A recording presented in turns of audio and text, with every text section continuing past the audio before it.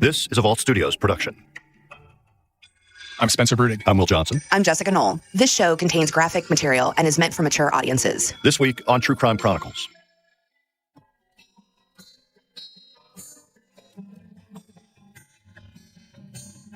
Kurt Sova grew up rough and tough alongside his three older brothers in the Cleveland area in the 1970s and 80s. The four of us were, like we always said, we were half a football team or half a baseball team. We were always together. My dad was in the Marines, so we grew up kind of strict. The end of each school year, we'd end each day coming home the last day of school, getting our military buzz cuts. There was a 5-year difference with Kurt, so I was more responsible for him than anything, I guess you could say, back in the day. We grew up kind of fast. We grew up tough. Mom and Dad both worked. We grew up in a neighborhood that kind of changed overnight. When we grew up, when we were born there, we bought the home. It was a tighter ethnic neighborhood. The inner city at that time in Cleveland, like most cities, began to change. And most of the people started moving out. We wound up being one of the last families in the neighborhood before about 1974. That's Kevin, the oldest Sova brother. And he and the others protected the baby of the family, Kurt. He was sheltered from some of the stuff that his older brothers were getting into. I guess he realized in an early age that he could get away with things being the baby. Kevin, who's now 60, takes us back to the 80s growing up with his three brothers. Kurt was the life of the party no matter where they went together. He just was funny. His nickname was Mousy. They used to call him Mousy because he would walk around, when he was a kid, he would walk around, eek, eek, eek, squeaking all the time. And he just learned early on at all the family functions that his sense of humor was a good way for him to communicate. And he took full advantage of it. He was, I don't know about the class clown, but he just liked being funny. The jokester of the family also liked fishing and sports. Kurt loved football, loved baseball. He played a little league baseball. I guess probably his biggest sport would have been football. He loved playing football with all his friends. But the little stinker was fast. He was the fastest of the four of us. The kid could fly. I mean, he could just flat out fly. I mean, God gifted him with a set of feet. Maybe because he got used to running from his brothers all the time. I mean, and don't get me wrong, we beat up on each other, and we roughhoused all the time. They grew up in a modest but happy home. It was back in a time when we just all stuck together. All the family, we had no money. We grew up relatively poor. Maybe poor is the wrong word. We weren't medium income. We weren't poor, but we had everything we wanted. And the Sova brothers looked out for each other. Mom and Dad are working, and we're growing up in a rough and tough neighborhood. You learn to stick together. Early on, you learn to run or you learn to fight. Well, the four boys finally learned how to stick up for each other. It just weighed heavily on us. I think it just forced us all to grow up way quicker. But I know one thing, nobody could touch Kurt, or touch Kenny, or touch Keith, or touch Kevin. We could beat the hell out of each other, but nobody else could. That's just how it was. But on a crisp fall weekend, just before Halloween, the Sova brothers wouldn't be able to save their little brother from what was about to happen. It's Friday night, October 23rd, 1981. After skipping school that day, 17-year-old Kurt Sova meets up with his friend and goes to a party that night in Newburgh Heights, a Cleveland suburb. Newburgh Heights Police Chief John Majoy has only been with the department a few years, but has decided to take another look at Kurt, his case, and his life back in 1981. By all accounts, he got fairly decent grades. Didn't appear as though there was enemies lining up for this guy. He was a typical 17-year-old. He drank some alcohol, he smoked some marijuana, he hung out with his friends, he skipped school. There was a party, and at some point during the night had become intoxicated and was going to leave and was standing outside with a friend of his. And the friend, it was late October, the friend says, I'm going to go inside and get our coats. Goes inside, he's gone just a couple quick minutes. Kurt's standing outside waiting for him. Again, he's intoxicated. Comes back out, Kurt's gone. Looks around, doesn't appear as though he did much of a search for him. Just kind of figured he went whatever. And just like that, a little brother is gone. Kurt's three brothers, parents, and friends search every square inch of the area where he was last seen at that party. On Sunday, his family files a missing persons report. His father, Kenneth Sova, knows something isn't right. He talks to WKYC in Cleveland in the days that followed. I knew something was wrong with him because it wasn't not like him to be away from the house that long without calling or without getting in touch with somebody. Kevin says he and his brothers didn't make a habit of staying out all night without letting someone know their plans. We all came home every night. We didn't just disappear. And if we did, our parents knew what was going on. We had more freedoms than I would imagine most kids growing up. When we started to look for Kurt, probably Saturday. We started trying to figure out what was going on. It became a little scary Saturday, because we couldn't locate him. Usually, when neither one of us were right, you could find somebody, we could locate each other real fast. Sunday, we started panicking because nobody could find Kurt. And then there were stories. We finally heard about this party, which none of us knew anything about. We didn't know any of the people there. 5 days later, on a Wednesday evening, a few neighborhood youngsters cutting through the industrial area stumble upon something in a ravine. It's Kurt Sova. She had a life, and someone took that away. 31 years hunting for her mom's killer. And it's going to end with me getting the person that killed my mom. Pune Gray is closer than ever. So these are dangerous people. Extremely dangerous people. From the team that brought you Urge to Kill, I'm Ashley Korsland. Are you willing to go to war, so to speak? And this is The Yellow Car. I'm always ready for anything. Subscribe now. About 5:30 yesterday afternoon, some kids were cutting through this dump behind Republic Steel. When they got to this pond, they saw the body of 17-year-old Kurt Sova lying face up, half submerged in the water. Lying in a small pond, Kurt is right where his family and friends had searched just days earlier, and only about 500 feet from where the party was Friday night. His body was dumped there. The body was missing a shoe, and, where's another shoe? How did he get there? And, the bottom of his foot was clean. So if he'd have been walking through there, with one shoe on and just socks, there would have been a lot more dirt, on his feet. And so, they're just, and this isn't rocket science policing. This is just, the armchair detective could figure this out. This ravine is about 1,000 feet from where I'm sitting at my desk. The area, while using the word ravine, is not some desolate area. It's kids would go back there and ride bikes. It was kind of like a cut through, but it was also an entrance to a trucking business. It's somewhat frequent traveled by these truck drivers, and so when we talk to some of the people, it's like, if you're driving a truck in here, would you see the body? I'm like, absolutely. Chief Majoy believes someone knows how Kurt ended up there, and Kurt still has alcohol in his system. The coroner's report says that Kurt had been dead for 24 to 36 hours. His blood alcohol concentration was a 0.11, certainly not enough to kill him. But other than that, nothing. He has no signs of blunt force trauma to his body, no real apparent cause of death. Bumps and bruises, and no different than what any other kid, who's 17, goes out and plays football or does whatever.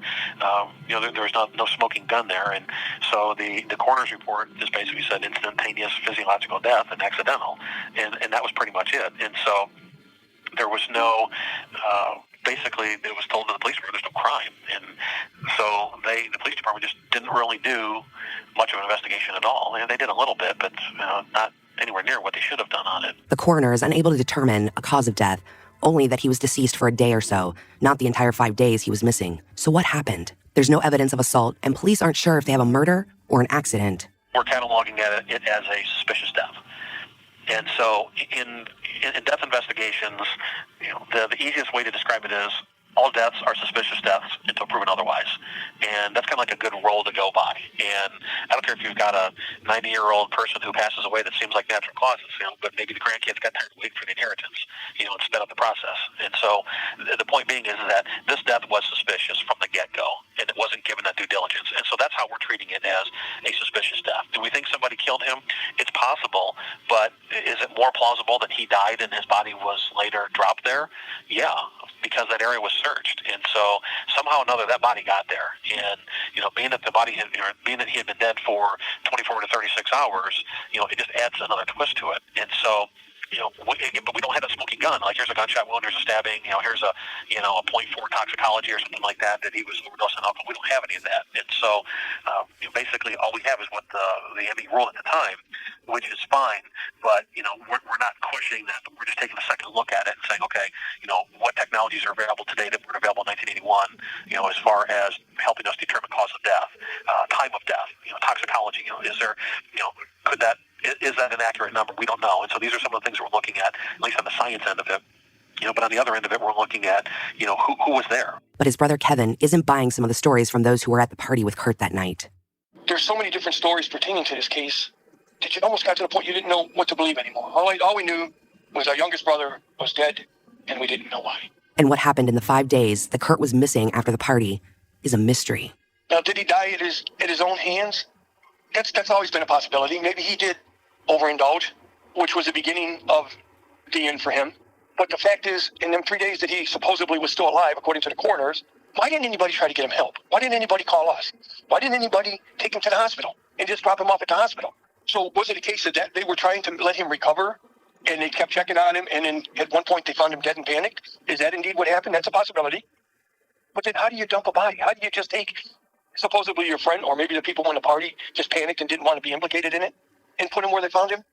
The worst part of this whole thing is not knowing what happened from the time he left, disappeared from this party, and the time that they found him dead. If Kurt was drinking high-grain alcohol, very high alcohol, and somehow he went into a alcohol-induced coma or something, and he died because of his own decision. That's something the family could live with. But why isn't we can't be told that? You should never, when a family member dies or a loved one dies or a friend dies, we should know why, even if it's not something we want to hear. My dad died, he died of cancer. Keith died of cancer. Kenny died of a drug overdose. My mom died of a heart attack, hit the floor and never came back. When somebody dies, we should know why and be able to put to rest. And having to be left with the demons in your brain, whatever you conjure up sometimes. Was he murdered and somebody's hiding it? Did he make a fatal mistake and it cost him his life? Now, Kevin is the last surviving member of his family, fighting for justice and for answers. To this day, almost 39 years later, I would have rather known back then and be able to put my hand around a young kid that maybe panicked and made the wrong decision and go, it's not your fault. Maybe somebody didn't have to live with all of this all these years. His mother, Dorothy Sova, never gave up. In fact, her investigation into her son's case may help solve it once and for all, even after her own passing in 2014. And it got to a point where it drove my poor mom to the point that it physically started to affect her. I used to tell my mom, please let it rest and try to go on with your life. Well, now I'm a parent. Back then I was a brother. Now being a parent, I can understand how it ate my mom and dad alive. If I could trade places and have Kurt here today, I'd be gone yesterday and let him be here. After his mom died, Kevin was cleaning out her house and found boxes of files and handwritten notes spanning over decades. Chief Majoy now has that box. She kept very detailed notes. I mean, she was a hell of an investigator. And talked to this person and, date and time and, and all this information. And she was passing that on to the police department, but they just never really ran with much. And, it's hard to say now, almost 40 years later, if that would have been helpful to have or not. That box, the new police chief, a Tiffin University professor, and 10 of his criminology students are taking a closer look with fresh eyes. And in February, hundreds of citizen detectives will take a crack at the cold case and maybe finally solve Kurt's case. It will mean that everything my mom took to her grave was worth it. Because when I finally do meet back up with her, I can tell her. I'm sure they've already have the answers. If indeed what happens to us in the fate that we have on this earth happens to us when we leave here, some days I question that. I struggle with my fate. I have a strong faith, but I struggle with it. Because I see so many things go on, and I look and I go, God, how can you let this happen? How could you let Kurt go to a party and never come home? Kevin talks to his mom, graveside. I'll spend some time at the cemetery talking to my mom and dad and my brothers and going, I've been out there already and go, I wish you guys were here right now. I was out there the other day and standing there praying going, you can't believe what's happening here. There's people that care, Mom. And I fought with you all these years telling you to give up because nobody cares and you were the one right and I was wrong. There's people that I don't even know that care about your son. More on those people and how they're trying to solve Kurt's case on next week's True Crime Chronicles as we dig deeper into the 40-year-old cold case. If you have any information, call Cuyahoga County Crime Stoppers or the Newburgh Heights Police Department tip line at 216-386-0024. Hi, listeners. This is Spencer Brudig. I'm here with Jessica Knoll and Will Johnson. So there's very clearly a story here, and it's a tragic one. But my biggest question is, we really don't even know if this guy was murdered, right? I mean, he was found 500 feet from the place that he was last seen. In this field, he was in water. Could he have just stumbled his way over there, fallen in, cracked his head, and remained alive for a couple of days and then died in that water? Yeah, I mean, and not to be callous, but he wouldn't be the first person to be consuming a lot of alcohol and then have an accident that leads to deadly consequences. Well, that's one of the mysteries kind of surrounding all this is what happened in those days after he went missing and before he was found. Because if you remember in this episode, his body was found 5 days later, but it was found in a location that his family and friends had searched thoroughly that weekend. So his body wasn't there when they were searching, and then some kids found his body 5 days later that Wednesday. And according to the police chief, they don't know if they're investigating a crime. They don't know necessarily if they're investigating a homicide. It could very well have been an accidental death. However, the chief is pretty adamant that he did not get to this spot on his own. And the reason for that is he was missing a shoe when he was found, and his sock was relatively clean. And the chief believes if in fact he did stumble out there after, days of binging or drinking, his sock would be dirty, and it wasn't. So it's his theory that someone placed him in that spot. Now, whether or not he was killed and put in that spot, or he accidentally died and was put in that spot. Now, also remember, there was no blunt force trauma. There was no evidence of any sort of physical injury to him. So he didn't fall and hit his head. I mean, there was nothing like that. So what the coroner basically came to was there was no cause. They didn't have it was an unknown cause of death, basically. And the only thing that they had at that time was that he still had alcohol in his system, 0.11, which would not have killed him. But that tells you that there was alcohol in his system from that Friday night all the way through Wednesday. So it's that time frame of when he went missing to when he was found is the mystery that they're trying to figure out at this point. Right. I mean, so, yeah, you review all the reasons why this isn't just an accident or may not be an accident or doesn't seem like just an accident. It is kind of mysterious. You've talked to the brother in this episode, the police chief. What are those conversations like? I mean, do you get a real sense that they're pretty confident that somebody is responsible for this and that person is potentially still out there? I get a real sense that they believe that people know what happened. As far as responsibility, I'm not sure where that lies at this point, but they are... the chief is re-interviewing people who were at the party or that were friends of his, and the brother doesn't really believe a lot of what was told to police back in 1981. And next week, we will be back with more on this case, the case of Kurt Sova. In fact, we are going to be telling you about a large group of people who are gathering very soon in Chicago to talk about this case, to discuss the case, to look for possible new leads. And we're taking the opportunity on True Crime Chronicles to cover this case over 2 episodes so that we can bring you more about what's happening there. Join us next week right here on True Crime Chronicles.